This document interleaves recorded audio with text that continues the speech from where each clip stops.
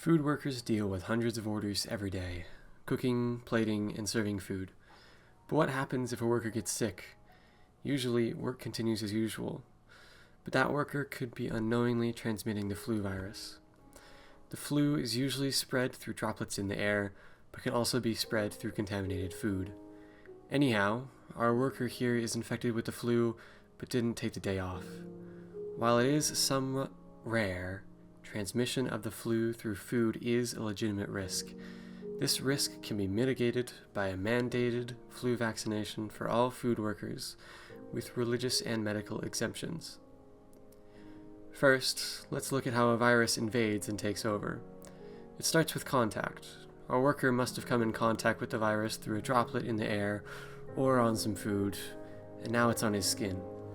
The virus struggles to penetrate the skin, but it can get in through areas like the nose, mouth, or eyes. Once inside, the virus can begin attacking human body cells. Viruses cannot reproduce on their own, so they invade the human cell and use the tools inside to build more viruses. The infected cell releases cytokines, little chemical messengers that call out for help. Eventually, the infected cell bursts, releasing tons of new viruses. These cytokines call in the innate line of defense, macrophages and neutrophils. These are among the first responders to the scene. Macrophages are large cells that swallow and digest viruses through a process called phagocytosis. Neutrophils will neutralize viruses just like macrophages, but they die shortly after. The same cytokines that called in the macrophages and neutrophils also signaled another line of defense, the active immune system. A dendritic cell comes through and yoinks an antigen off of a virus. The antigen is like the name tag of a virus. The dendritic cell is like a detective, grabbing evidence off of a perp and bringing it back to the office for investigation.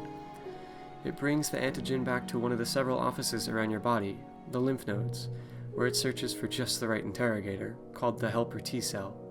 There's a specific helper T cell for every invader, so the dendritic cell has to find just the right one. When it finds a match, the helper T cell will activate, subdividing into millions of cells and then heading out into the battlefield to organize the fight. The dendritic cell will also search out a cytotoxic T cell, a special cell that will patrol your body and eliminate affected cells. By now, the macrophages are running out of steam. They can't keep fighting forever, but the helper T cells arrive and reinvigorate the macrophages into an energetic state, where they can continue to fight on. On another front, some other helper T cells are looking for just the right weapon. It's called a B cell, and it will mass produce a chemical superweapon capable of killing millions of viruses in one fell swoop. Once the helper T cell finds just the right B cell, it activates, subdividing just like the T cells into millions of B cells. Once this happens, the B cells begin producing the deadly superweapon, antibodies.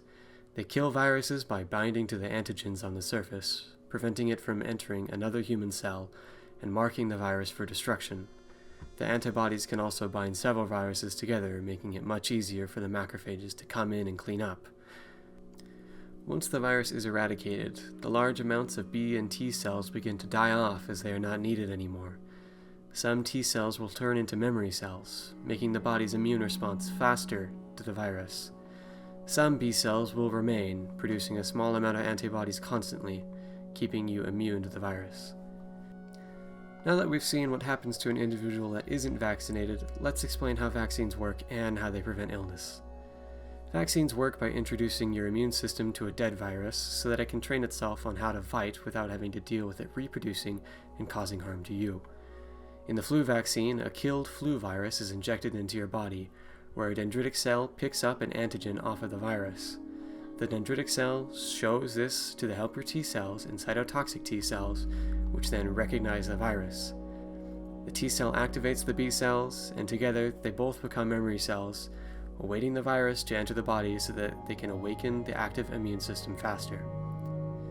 Vaccines are more complex than that, though, with two main caveats.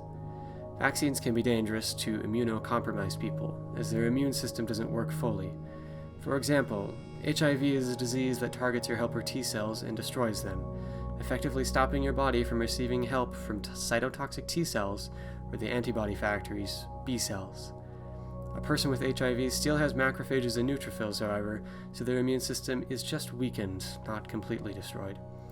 The flu vaccine contained a killed virus, not a weakened virus, meaning that individuals with HIV can still take the flu vaccine safely.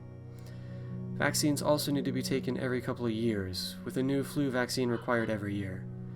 This is because of shift and drift.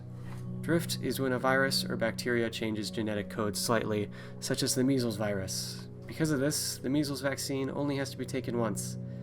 Shift is more dramatic and large in its genetic code, such as the flu virus, which changes frequently. Because of this, the flu vaccine that worked last year won't work this year, therefore requiring a new vaccine every year.